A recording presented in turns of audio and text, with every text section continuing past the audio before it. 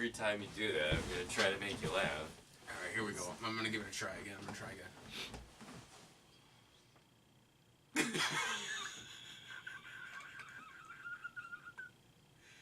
Not gonna work. Here we go, here we go. Okay, alright. What? What? What's so fucking funny? It was just funny the way that she's like... It really was like a wipe, like your hand went perfectly down, and all of a sudden it's like... Serious. Like, completely, like, you had this big-ass smile on your face. It's like the weirdest fucking thing. Oh, wow. God. Oh, man. I don't think I can do that again. No, that was... No.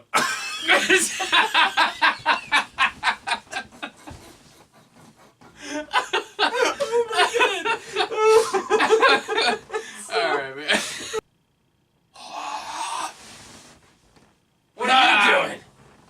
Oh, God. Oh, God. What are you doing? Oh, fuck. That would have made more sense as Bubble Bobble. Yeah, no, that didn't work. That didn't land. Hey, guys. Welcome back to Power Trip Retrospective, where we're reviewing Nintendo games. Super Nintendo games. What the fuck? Super. Yeah, let's continue discussing the Super Nintendo game. No. Okay. I'm trying to signal to my shirt. So, I fucking got all excited. Obviously, we are going to be covering Kirby's Adventure and the Seven Mirrors and Allies and Canvas Curse and all sorts of shit. Kirby's Adventure. Just Kirby's Adventure. Kirby's for Woods. the Nintendo. Wispy Woods. Kirby's Avalanche. Avalanche. There we go. Kirby's Mean Bean. Yeah, I was just about to say Kirby's Bean Machine. Alright, man, enough fucking around. Stop screwing around. Uh-huh. We're all business.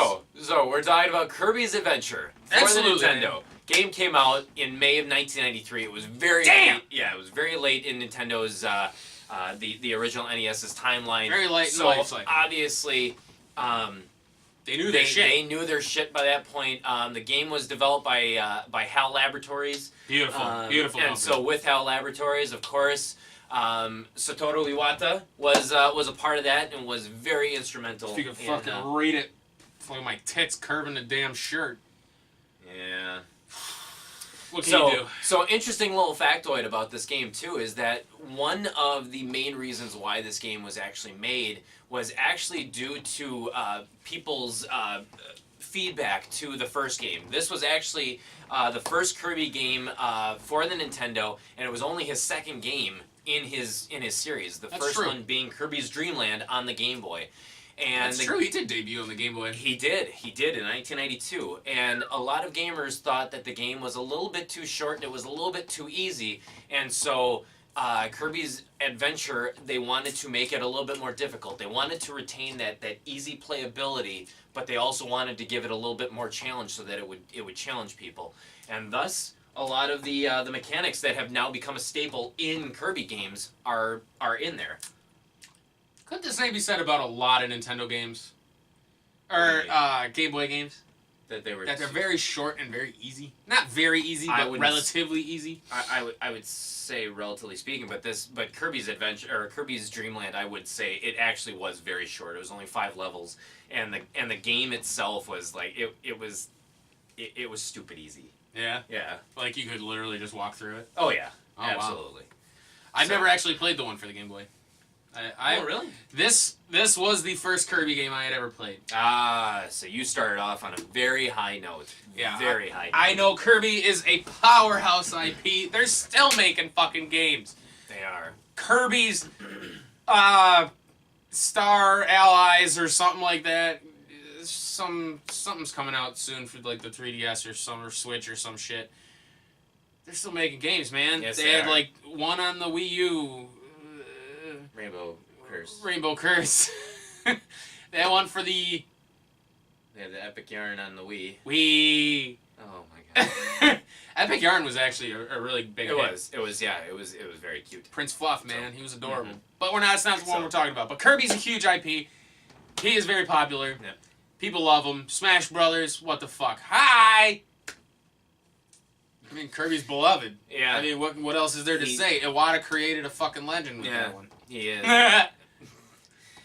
And the game itself is actually it's extremely large too. Absolutely. You get a lot of substance in this game. There is, I believe, 6 different worlds that you get to travel to, a slew of mini games and fun little side quests that you can do in there as well too. Lots of powers. And it's funny, the game actually had 6 megabits of power in it, so it was actually one of the largest games that was ever created for the Nintendo Entertainment System. 6 megabits. Which bytes?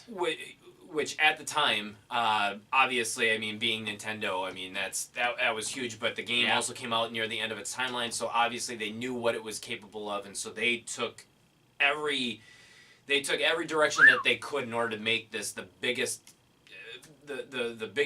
experience that anybody could have had. Visually, gameplay-wise, I mean, this beautiful. game is gorgeous. They did so much for this game. I mean, the size was definitely worth. Oh yeah. Whatever they did to it. Yep. It showed. This was definitely one of those higher quality games. I would say, like, Mighty Final Fight was another one of that same general time period. And where of it's course, just, that was 1993. And it looked it.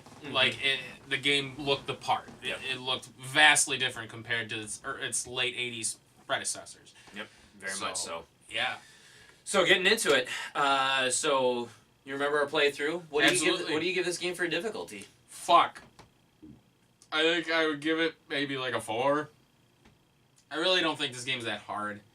Kirby games, I've noticed, generally tend to lean more towards the casual gaming experience. This one was obviously no different. It was easy, but still kind of tricky at the same time, but it was still basically easy. I mean, like you said, it was more of an endurance test than anything. Just because the game was so long. Yeah. But it was enjoyable. Controls were clean. The game was beautiful. I mean, yeah, I feel like 4 is fair. Yeah, I would say 4 as well, too, just because, I mean, the game, it does have some difficult parts, but at the same time, that is the one thing about Kirby, is that it's never really been about being a very difficult game. No. Something to just kind of screw over gamers to try to make it as difficult as possible. They've never been about that. It's always been about the experience and just kind of playing through it as much as you can. There is a lot of substance to this game, but you have unlimited continues.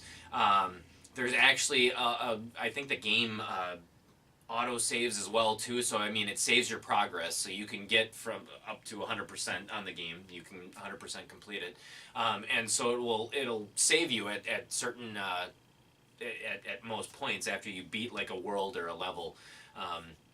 So the game is really not that difficult. No. Yeah. So I would go ahead and say a 4. Boss at the end, actually, I think he's called Nightmare or something like that. He's actually pretty difficult. It's definitely a unique battle where you actually have to beat him before you crash down to Earth. Oh, that's right. Yeah, I completely forgot the ending to this. Or it's like you're getting back. You're in Earth, and before you hit the ground, you have to defeat him. So he can be a little bit difficult because you're working with that time limit, but at the same time, the overall experience of the game, it's not difficult. I feel like a lot of Iwata's games were like that, where it was definitely the experience over the difficulty. Absolutely. It was more about just enjoying the ride as opposed to the challenge. Yeah. So, and honestly, and I think that's a great way. That was a great way to create a video game, because even if you don't have a strong challenge in there, it still leaves a lasting impression on gamers. Absolutely. And it's something that they're always going to remember fondly, and they're going to come back to it. Look at Contra. A lot of people think Contra's hard as fuck, but it's top 10 really difficulty of all time. Maybe the most difficult game ever made. harder than Battletoads. Yeah, totally. Castle Quest doesn't even come close. No, not at all. Contra. I would rather do Castle Quest 5 times in a row than play Contra once. Don't even joke. I won't. Don't even joke. I should slap the shit out of you right now. Yeah, I deserve that one. So, yeah, that's about right. So then moving into fun, what do you give this game for fun? I give it like a 7 or an 8. This game's fun as fuck. It's bright, it's colorful, the music is fantastic, the worlds feel interesting, the controls are crisp, he's so fucking cute. I love this game. Having never played a Kirby game before this one, I can see why it's such a beloved franchise. So I personally love this one. When people first bought the 3DS, It was overpriced. If you bought the first wave one, you got something called the Ambassador program after they lowered the price on the 3DS. And they gave you a shitload of Game Boy Advance games. Mm-hmm. One of those was Kirby and the Amazing Mirror or something like that. Oh, Return to Dreamland or something like that, or Nightmare in Dreamland. I don't know. Because that was the kind of the remake of this one. That was like Kirby and the Amazing Mirror or something like that. It was something along those lines. Something amazing, something mirror. Who the fuck knows? Yeah. I went back and I played it. I had never touched the game before then, but I went back and I played it and I loved it. Because like I said, I never played Kirby. And we played this and I said, you know what? I'll finally give that one a shot. And it was very amazing. So, believe it or not. Oh, fuck. No. Believe it or not, I am going to give this game, from my perspective, I'm going to give this game a 9. Damn! This is a 9 for fun. And I will tell you why. You are a freak! I most certainly am. Super freak. This game was absolutely phenomenal. It is. Now, taking into account that I first played Kirby's Dream Land on the Game Boy, and then it wasn't until much later that I played Kirby's Adventure. But everything that I loved about Kirby's Dream Land was translated and just improved upon tenfold in Kirby's Adventure. Absolutely. It really was. The game was so much more expansive. There was so many. There was different levels inside of the world, so it was more of like a Mario experience. But then you also had the mini games. You had the really colorful and different environments in each one of the levels. The controls were super crisp, super tight. We never had really any trouble with any of the controls. No. The music was absolutely top-notch, and it was just a really kind of a feel-good, kick-ass soundtrack, in my opinion.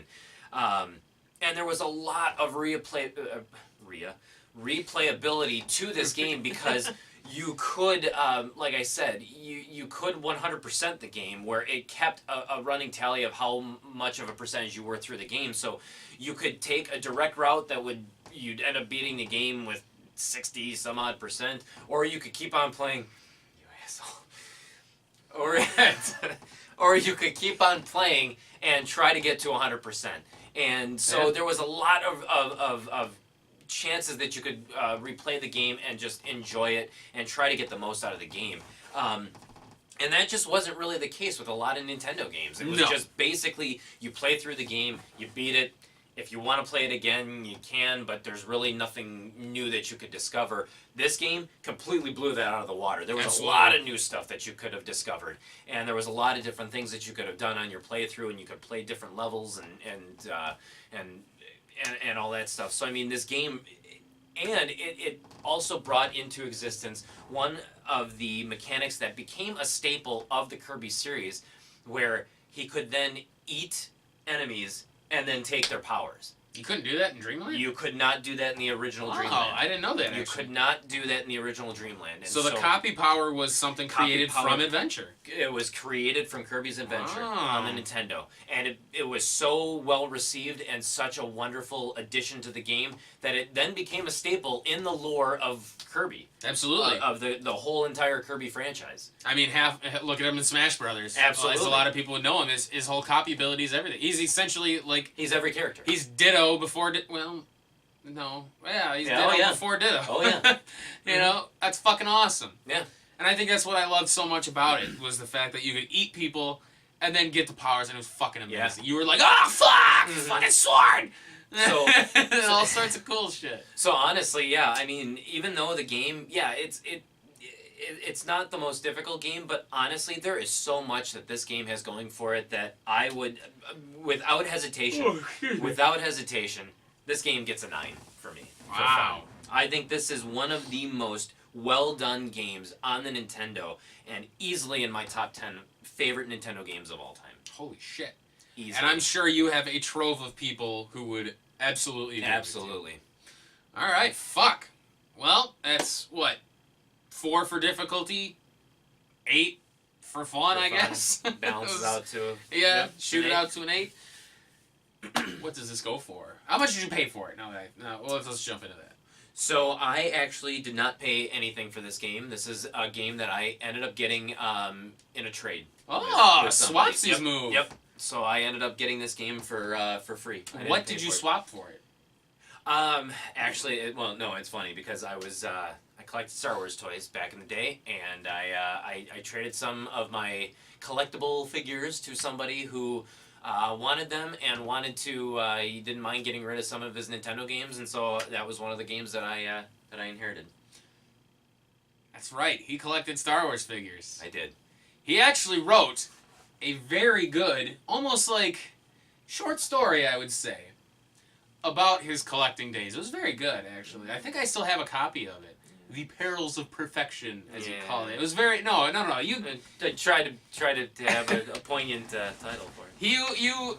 It's a really good story. I feel like we should almost try to post it somewhere for people after maybe obviously a few reviews because it's been a long time since you wrote it.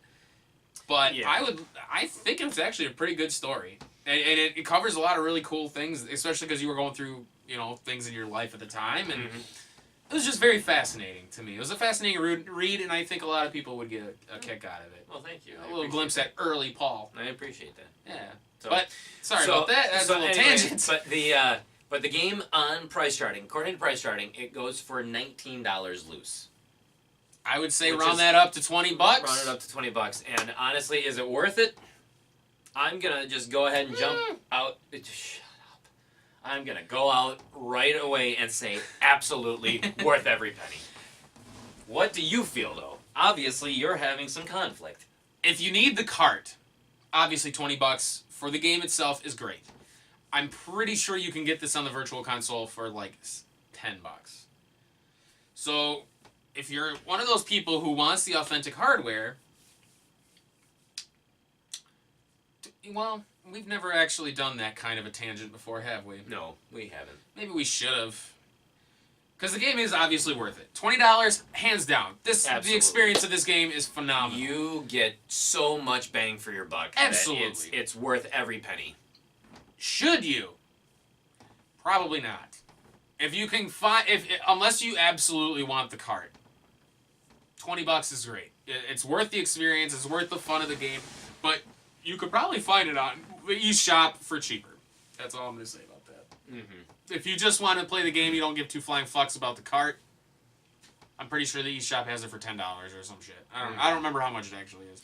Well, either way, I mean, this game, because with a lot of the explosion in classic gaming prices that has occurred. The resurgence. The resurgence, yeah. This game, actually, I think it has not gone up as much as some of the other games. And I think that should be taken advantage of. If you're somebody who collects old Nintendo games and wants those carts, those physical carts, this one is one of those games that is a fantastic, phenomenal game that has not really been greatly affected by the resurgence of the video game boom. Has it?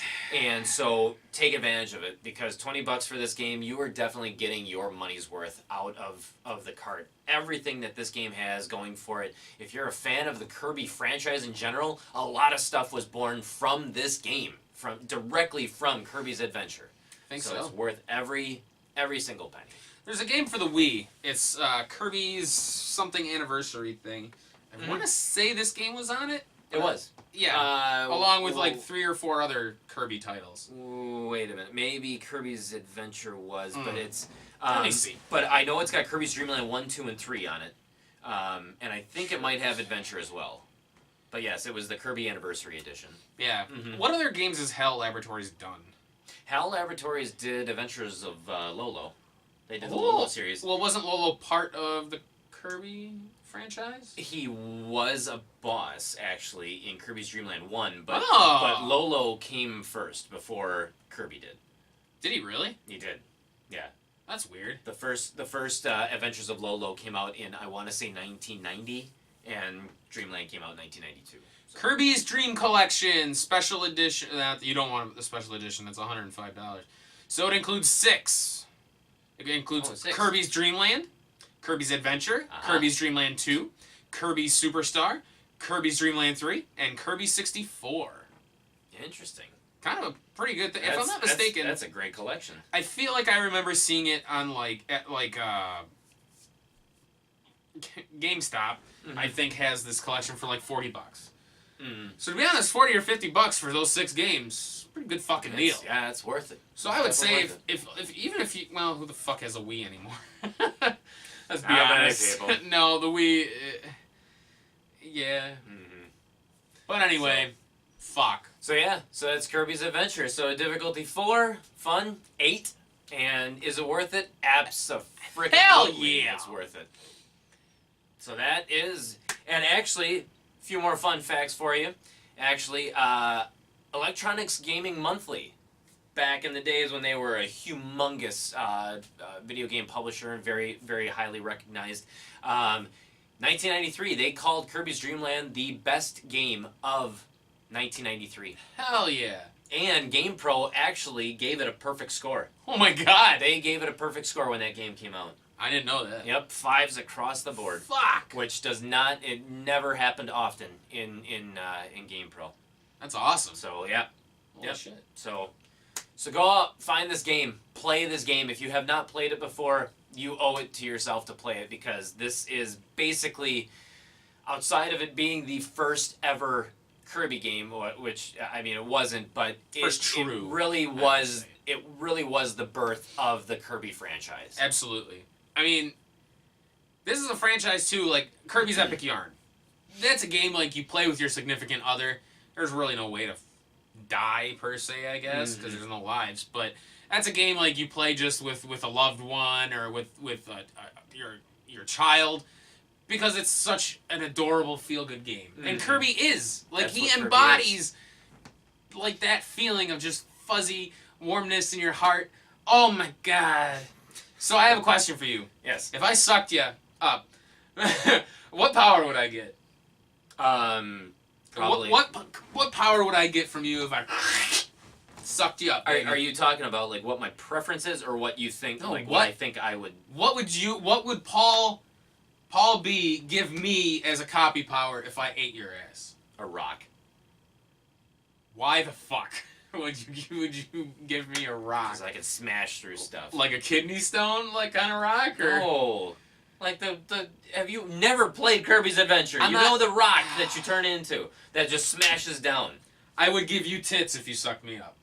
I'm talking about Oh, you're like talking just joking. Yes, joking. Not in terms of the game. Oh shit. What would Paul give me? I don't know. I would give you the power of breasts and great hair. A full head of hair and tits, man. That's what you get from old Andy Z.